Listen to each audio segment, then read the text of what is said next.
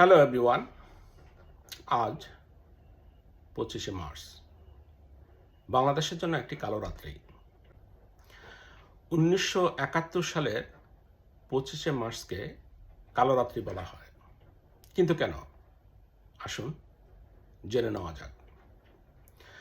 25শে March মধ্যরাতে পাকিস্তানি সামরিক junta বাঙালি জাতীয়তাবাদী আন্দোলনকে দমন করার লক্ষ্যে অপারেশন চার্চলাইট নামক একটি সুকল্পিত সামরিক অভিযান শুরু করে। সেই রাতে পাকিস্তানি সেনাবাহিনী ঢাকা বিশ্ববিদ্যালয়, পিলখানা, রাজারবাগ পুলিশ লাইন এবং পুরান ঢাকা সহ সারা দেশে একযোগে আক্রমণ চালায়। ঘুমন্ত ছাত্র, শিক্ষক, বুদ্ধিজীবী, পুলিশ এবং সাধারণ মানুষের উপর নির্বিচারে গুলি চালিয়ে হাজার হাজার হাজার মানুষকে হত্যা করে। বাঙালির ইতিহাসে এই রাতটি ছিল একটি চরম শোকাবহ এবং অন্ধকার অধ্যায়ের সূচনা।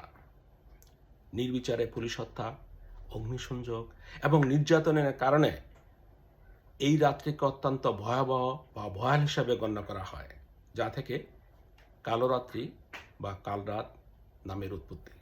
এই পুরো হত্যাকাণ্ডটি ছিল পূর্ব পরিকল্পিত। 18 মার্চ মেজর জেনারেল খাদিম হোসেন রাজা এবং রাও পরমান যৌথভাবে এই অভিযানের নকশা তৈরি করেন। অভিযানের মূল লক্ষ্য ছিল জাতীয়তাবাদী আন্দোলনকে কঠোরভাবে দমন করা এবং প্রধান শহরগুলির পূর্ণ নিয়ন্ত্রণ নেওয়া। যদিও অভিযানের সময় নির্ধারিত ছিল রাত 1:10, কিন্তু বাঙালি বাহিনী যেন কোনো রকম প্রতিরোধ গড়ে তুলতে না পারে, পাকিস্তানি সৈন্যরা ঢাকা সেনানিবাস থেকে রাত 11:30 বেরিয়ে পড়ে।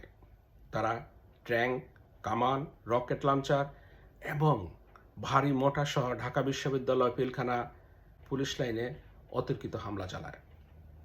অভিযান শুরুর আগেই টেলিফোন, টেলিভিশন, রেডিও, টেলিগ্রাফ সহ সব ধরনের আভ্যন্তরীণ এবং আন্তর্জাতিক যোগাযোগ বিচ্ছিন্ন করে দেয়। ঢাকা বিশ্ববিদ্যালয়ে জগন্নাথ হল এবং ইকবাল হল ছিল তাদের অন্যতম প্রধান লক্ষ্য। সেখানে ছাত্রাবাসে ঢুকে ঘুমন্ত ছাত্রদের এবং শিক্ষকদের বাসভবনে হানা দিয়ে বুদ্ধিজীবীদের নির্বিচারে হত্যা করে। পুরানো ঢাকার হিন্দু অধ্যুষিত এলাকা এবং নীলক্ষেত বস্তিতে কামানের গোলা ছুড়ে আগুন লাগিয়ে দেওয়া হয়। পালানোর চেষ্টাকারী সাধারণ মানুষকে দেখামাত্র গুলি করে। এই রাতেই পাকিস্তানি কমান্ডোরা ধানমন্ডির 32 নম্বরের বাসভবন থেকে বঙ্গবন্ধু শেখ মুজিবুর রহমানকে গ্রেপ্তার করে। এই রাতের ঠিক কতজন বাঙালিকে পাকিস্তানিরা খুন করেছিল তার সঠিক হিসাব না থাকলেও কিছু বিদেশি সাংবাদিক যেমন রবার্ট পেইন কিছু আন্তর্জাতিক সংবাদ মাধ্যমের হিসাব মতে শুধুমাত্র সেই রাতেই ঢাকায় প্রায় 7,000 থেকে 50,000 লোককে তারা খুন করেছিল। কিন্তু এত কিছুর পরও তারা বাঙালিদের দমিয়ে রাখতে পারেনি। এই রক্তক্ষয়ী কালরাত্রের পরেই 26শে মার্চের প্রথম প্রহরে বঙ্গবন্ধু শেখ মুজিবুর রহমান বাংলাদেশের স্বাধীনতা ঘোষণা করেন এবং আনুষ্ঠানিকভাবে মহান মুক্তিযুদ্ধ শুরু হয়। পুরো 9 মাসের মুক্তিযুদ্ধে মোট শহীদের সংখ্যা প্রায় 30 লক্ষ এবং 2 লক্ষাধিক মা বোন তাদের ইজ্জত হারান।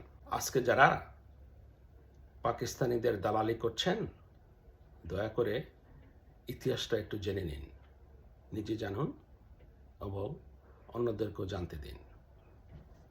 Piece to all.